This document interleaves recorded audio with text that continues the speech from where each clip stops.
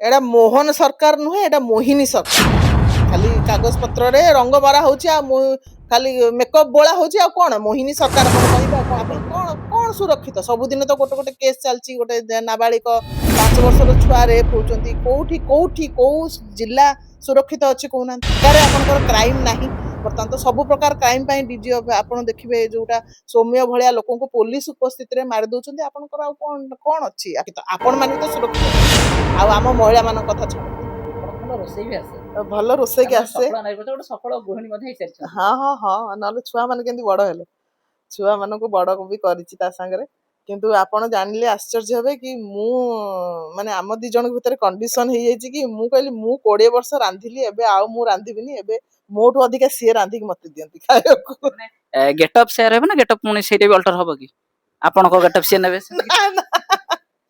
ନା ନା ନା ନା ଗେଟ ଅପ୍ ସାରିଲେ ନା ନା ନା ସିଏ ଆମେ ଦେଖିଛନ୍ତି କିଛି ଜୋକ୍ସ ରେ ସ୍ୱାମୀ ସ୍ତ୍ରୀ ହେବ ସ୍ତ୍ରୀ ସ୍ୱାମୀ ନା ହେବ ନା କାଳେ ନା ସେମିତି କିଛି ନା କଣ୍ଡିସନ ନା ନା ନା ନା ସିଏ ଟ୍ରାଏ କରିକି କିଛି କିଛି ଶିଖିଛନ୍ତି ଆଉ ମତେ ବି ସେ ରାନ୍ଧିକି ଦିଅନ୍ତି ଏଇ ସବୁ ଟର୍ମ ଆଣ୍ଡ କଣ୍ଡିସନ ଫାଇଦା କିଏ ପିଲା ନିଅନ୍ତି। ହଁ ବାସ୍ ପିଲା ନମସ୍କାର ଉଜାଗର ଓଡ଼ିଶାକୁ ସ୍ୱାଗତ କରୁଛି ମୁଁ ସୁରାଜ କେଶରୀ ବିଭିନ୍ନ ସମୟରେ ଆମେ ଆପଣଙ୍କୁ ବିଭିନ୍ନ ବ୍ୟକ୍ତିତ୍ୱଙ୍କର ପରିଚୟ ଦେଖେଇଛୁ ଓ ସେମାନଙ୍କର ସଫଳର କାହାଣୀ ବି ଆପଣଙ୍କୁ ଆମେ ଦେଖେଇଛୁ ଆପଣ ଜାଣିଛନ୍ତି କିନ୍ତୁ ଆଜି ମୋ ସହିତ ଏମିତି ଜଣେ ମହିଳା ଅଛନ୍ତି ଯିଏ ଘରର ଚାରି କାନ୍ଥ ମଧ୍ୟରେ ନୁହେଁ ବରଂ ନିଜ କଥା କୁହନ୍ତୁ ନିଜ ପରିବାର କଥା କୁହନ୍ତୁ ବରଂ ଓଡ଼ିଶା ବାହାରେ ରିପ୍ରେଜେଣ୍ଟ କରୁଛନ୍ତି ଜଣେ ସଫଳ ନାରୀ ଆମର ଗର୍ବ ଅଂଶୁ ତ୍ରିପାଠୀ ମୋ ସହିତ ଅଛନ୍ତି କଥା ହେବା ତାଙ୍କର पूरा लाइफस्टाइल उपरे केमिति आज सफलतार स्वाद चाखिले जदि आम सफलतार कथा कहबा हिट एंड फिट कथा कहतु शिक्षा क्षेत्र में कहतु राजनीतिक क्षेत्र में कहतु अनेक जगह सफल आम आशा करूँ भिडियो देखा अनेक महिला माँ मैंने सफलतार कथा जानतु आपण मैंने भी सफल हूँ से आम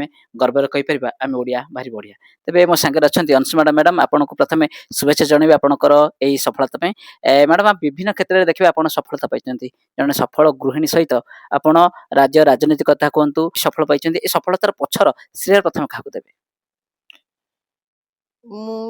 श्रेय तो भगवान को ही देवी ता छड़ा जहाँ भी जो मैंने भी मो लाइफ रे अच्छंती से माने मो लकी कि से भली सहयोग हाथ पाई मोर पेरेंट्स कहतु मोर भाई भौणी कहतु मोर हस्बैंड कहतु मो पिला माने कहतु समस्त हाथ अच्छी सफलता पछरे व्यवसाय क्षेत्र में जो सफल गोटे सफलतार परिचय देते कहीपर वोमेन एंटरप्रेन्योर हिसाब से परिचित अच्छा आईएमबी ने निजर स्वतंत्र स्थान अधिकार प्राउड फील करबी कि एटा गोटे फुली स्पॉन्सर्ड प्रोग्राम थिला एटा होची आपण पैन इंडिया रे आपण को गोल्डमैन सैच आपणकर 10,000 वोमेन एंटरप्रेन्योर को से पिक करूथला वोमेन एंटरप्रेन्योर्स डेवलपमेंट प्रोग्राम करा होतला आईआईएमबी बेंगलोर रे तो से आम ओडिशा रु केते जण बोधे बहुत कम जण सिलेक्ट हेतिबे मो कोहोर्ट 16 रे सिलेक्ट हेतिली किंतु किछि पर्सनल इश्यूज थिला मु जाई पालिनी सेही समय रे सेही टाइम रे मु पुणी आउ थरे सेकंड कोहोर्ट 19 रे आउ थरे गली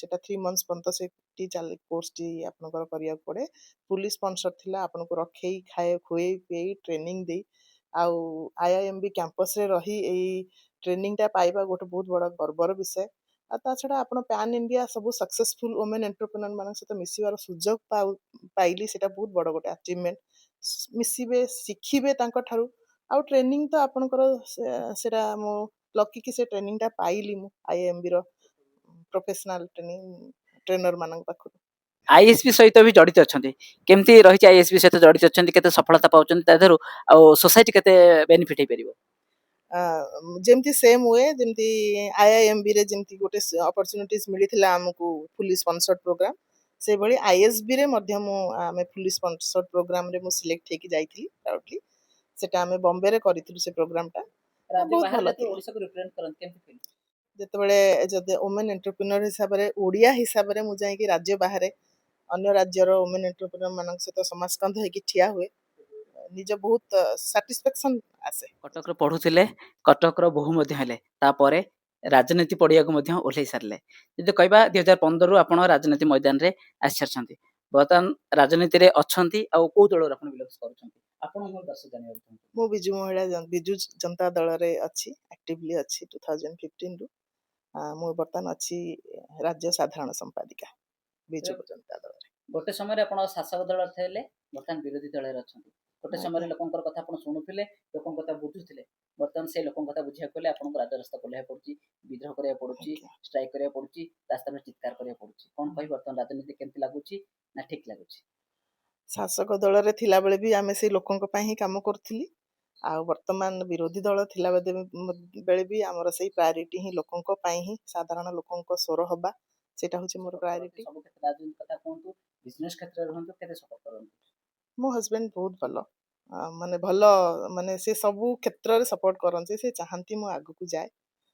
ସୋ 2000 ଚାକିରି ଛାଡ଼ିଲା ପରେ ମୁଁ ଯେତେବେଳେ ନିଜର ଆମର ମୋ ହଜବେଣ୍ଡଙ୍କର ସଂସ୍ଥାରେ ସେତେବେଳେ ଆମେ ଜଏଣ୍ଟଲି କାମ କରୁଥିଲି। ମୁଁ 2007ରେ ମୋର ନିଜର ସଂସ୍ଥା ମୁଁ ସେତେବେଳେ ଆରମ୍ଭ କରିଥିଲି, ଆଉ ସକ୍ସେସଫୁଲି 2000 ଆଜି ପର୍ଯ୍ୟନ୍ତ। ହଉଥିଲେ ଅନେକ କଥା ତ ଆପଣ ତାଙ୍କ ବିଷୟରେ ଜାଣିଲେ, ମାନେ ଅଂଶୁତ ପ୍ରାଣୀଙ୍କ ବିଷୟରେ ଜାଣିଲେ। ତେବେ ଏବେ ବି ଅଂଶୁତ ପ୍ରାଣୀଙ୍କର ବୟସ ତାଙ୍କ ପାଇଁ ଜଷ୍ଟ ଅଙ୍କ, କାରଣ ସେ ଏବେ ବି ଫିଟ୍ ଅଛନ୍ତି। ଏକଥା କାହିଁକି କହିଲି ନା, ଯଦି ସାଇକ୍ଲିଂ କଥା କହିବେ, ଆପଣ ସମସ୍ତେ ଜାଣିଛନ୍ତି ସାଇକ୍ଲିଂ କେମ୍ ଦେହ ପାଇଁ ବହୁତ ଭଲ। ସାଇକ୍ଲିଂରେ ଏସ୍ଆର୍ ଆଚିଭର, ତେବେ ଏସ୍ଆର୍ କ'ଣ ଆଉ କେବେ କାହିଁକି ଆଚିଭର ସେ ହେଲେ? ଏସ୍ଆର୍ ହଉଛି ଗୋଟେ ସାଇକ୍ଲିଂରେ ଆପଣ ଗୋଟେ କ୍ୟାଲେଣ୍ଡର ଇୟରରେ 200, 300, 400, 600 କରିବେ। ତାଙ୍କର ଗୋଟେ ଆପଣଙ୍କର ଷ୍ଟିପୁଲେଟ୍ ଟାଇମ୍ ଥିବ ଗୋଟେ, ଆପଣ ଯେମିତି 600 କିଲୋମିଟରଟାକୁ 40 ଘଣ୍ଟା ଭିତରେ ସାରିବେ। ଆପଣ ସେଟା ବିଆର୍ଏମ୍ ହୁଏ, ତା ଦେହରେ ଆପଣ ରେଜିଷ୍ଟର କରିବେ। ରେଜିଷ୍ଟର କରିକି କଲେ ଗୋଟେ କ୍ୟାଲେଣ୍ଡର ଉପରେ ଆପଣ ଏଇ ଯୋଉ 4ଟି ଯଦି ଆପଣ ସାରୁଛନ୍ତି, ତାହେଲେ ଆପଣଙ୍କୁ ଏସ୍ଆର୍ ଟାଇଟେଲ ମିଳିବ। ସେଥିରେ ତାର ଗୋଟେ ଅଛି ମେଡାଲ ଅଛି, ତାର ଗୋଟେ ସାର୍ଟିଫିକେଟ ଅଛି। ଆଉ ବହୁତ ଜଣେ ସାଇକ୍ଲିଷ୍ଟ ପାଇଁ ଏସ୍ଆର୍ ଟାଇଟେଲ ଆଚିଭ୍ କରିବା ଗୋଟେ ବହୁତ ବଡ଼ ପ୍ରାଇଡର କଥା, ଗୋଟେ ଏଇଟା ଆଚିଭମେଣ୍ଟ ଗୋଟେ। ଅଛନ୍ତି ଅନେକ ସମୟରେ ସରକାରକୁ ଟାର୍ଗେଟ କରୁଛନ୍ତି, ବିଭିନ୍ନ କଥାରେ ନେଇ ସରକାରକୁ ତର୍ଜମା କରୁଛନ୍ତି, ତାଙ୍କୁ ଭର୍ସନା କରୁଛନ୍ତି, ଏ ସରକାର କିଛି କରୁନାହାନ୍ତି। ବାସ୍ତବିକ ସରକାର ରାଜନୀତି କ'ଣ କରୁଛି, ବର୍ତ୍ତମାନ ସରକାର କ'ଣ କରୁଛନ୍ତି, ଆଉ ଅଂଶୁତ ତ୍ରିପାଠୀ ସରକାରଠୁ କ'ଣ ଆଶା କରୁଛନ୍ତି? ଏଇଟା ଗୋଟେ ସାଧାରଣ ଆପଣ ମାନେ ସମସ୍ତଙ୍କର ଏଇଟା ଗୋଟେ ମାଙ୍ଗ ଥିବ, ଗୋଟେ ସେମିତି କିଛି ମୁଁ କହୁଛି ସ୍ପେଶାଲ କିଛି କଥା କହୁନି।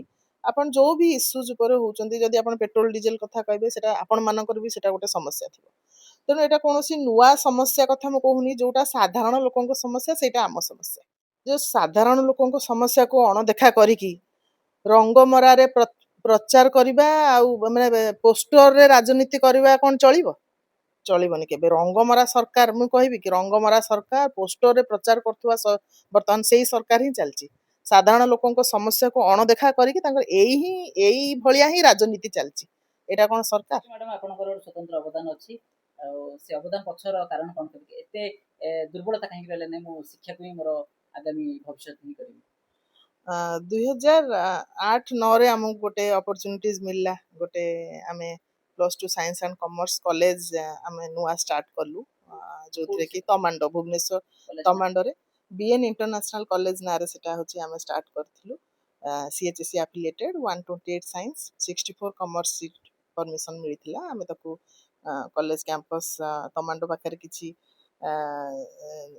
କ୍ୟାମ୍ପସ ଅଲରେଡି ରେଡି ଥିଲା, ତ ଆମେ ତାକୁ ଷ୍ଟାର୍ଟ କରିଥିଲୁ ଭଗବାନ ଦୟାରୁ। ସକ୍ସେସଫୁଲି ଚାଲିଥିଲା, ଆଜି ପର୍ଯ୍ୟନ୍ତ ମଧ୍ୟ ଚାଲିଛି। ଆମେ ତା ଭିତରେ କିଛି CBSE ଆଫିଲିଏଟେଡ୍ 2015ରୁ 18 ପର୍ଯ୍ୟନ୍ତ ଥିଲେ ସେଠି। ଆମେ ତାକୁ ବର୍ତ୍ତମାନ CBSE ଆଫିଲିଏଟେଡ୍ କଲେଜ ସେଠି ଆମେ ରନ୍ କରୁଛୁ। ପିଲାଙ୍କ ପାଇଁ କ'ଣ ସବୁ ଫ୍ୟାସିଲିଟିସ୍ ରହୁଛି କଲେଜରେ? ସେଠି ହଷ୍ଟେଲ, ଆମର ଇନ୍ କ୍ୟାମ୍ପସ ହଷ୍ଟେଲ ଅଛି। ଯୋଉ କଥା ଆପଣ କହୁଥିଲେ, କିଛି ଡ୍ରପ୍ ଆଉଟ୍ ପିଲାଙ୍କୁ ମଧ୍ୟ ସେଠି ସୁଯୋଗ ଦିଆଯାଉଛି, ତାଙ୍କ ଟ୍ୟାଲେଣ୍ଟ ବେସିସରେ। ସେଠି ଆମେ ସେଟାକୁ ଯୋଉଟା 2 କିଲୋମିଟର ରେଡିୟସ୍ ଭିତରେ ଯୋଉମାନେ ଡେ ବୋର୍ଡିଂ ପିଲାମାନଙ୍କୁ ଆମେ ସେଠି 2018 ପର୍ଯ୍ୟନ୍ତ ଆମେ ତାଙ୍କୁ ସେଠି ସ୍କୋପ୍ ଦଉଥିଲୁ। ଆଉ କିଛି ଡ୍ରପ୍ ଆଉଟ୍ ପିଲାମାନଙ୍କୁ ଯୋଉମାନେ କି ଅଲରେଡି ଛାଡ଼ି ଦେଇଛନ୍ତି ପାଠପଢ଼ା, ତାଙ୍କୁ ମଧ୍ୟ ଆମେ ସେଠି ପଢେଇଛୁ 2015 ପର୍ଯ୍ୟନ୍ତ। ନାରୀ ଅବଳା ଦୁର୍ବଳା ବୋଲି ଭାବନ୍ତୁନି। ନାରୀ ବର୍ତ୍ତମାନ ମହାକାଶରେ ବି ନିଜର ସ୍ଥାନ ସଂରକ୍ଷଣ କରିସାରିଲାଣି। ତେଣୁ ନାରୀଙ୍କୁ ସବୁ କ୍ଷେତ୍ରରେ ସୁଯୋଗ ମିଳିବା ଉଚିତ। ନାରୀ ସେତେବେଳେ ସଫଳ ହେଇପାରିବ ଯେତେବେଳେ ତା ପରିବାର ଲୋକ ତା ସହିତ ତାର ସବୁ ଦୁଃଖ ସୁଖରେ ଠିଆ ହେଇଥିବେ।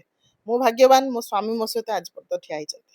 ବହୁତ ବହୁତ ଧନ୍ୟବାଦ। ମୋ ସହିତ ଥିଲେ ସମାଜସେବୀ କଥା କୁହନ୍ତୁ, ଶିକ୍ଷା କ୍ଷେତ୍ର କଥା କୁହନ୍ତୁ, ବିଜନେସ୍ କଥା କୁହନ୍ତୁ, ଆଉ ବୋଧେ ଅନେକ ଜିନିଷ ବାକି ରହିଗଲା ଯାହା ମୁଁ କହିପାରୁନି, ଆପଣ ତାଙ୍କଠୁ ଶୁଣିଲେ। ସବୁ କ୍ଷେତ୍ରରେ ଜଣେ ସଫଳ ନାରୀ ଆମ ସହିତ ଥିଲେ ଅଂଶୁ ତ୍ରିପାଠୀ। ତେବେ ଆପଣ ଜଣେ ଯଦି ସଫଳ ବ୍ୟକ୍ତିତ୍ୱ ଅଛନ୍ତି, ଯଦି ଆପଣଙ୍କ କଥା ବି ଆମ ଏଇ ପଡକାଷ୍ଟ ମାଧ୍ୟମରେ ଆପଣ ଆଣିବାକୁ ଚାହୁଁଛନ୍ତି, ନିହାତି ଆମ ସହିତ ଯୋଗାଯୋଗ କରିବେ। ଆଉ ଏଇ ଯୋଉ ଭାବରେ ଦେଖିଲେ ଜଣେ ମହିଳା ସଫଳ ହେବା ପଛରେ କ'ଣ କ'ଣ ଆବଶ୍ୟକତା ହୁଏ, ନିହାତି ଭାବରେ ଆପଣଙ୍କ ଜୀବନ ମଧ୍ୟ ସେ ଭାବରେ ସଫଳମୟ ହେଉ।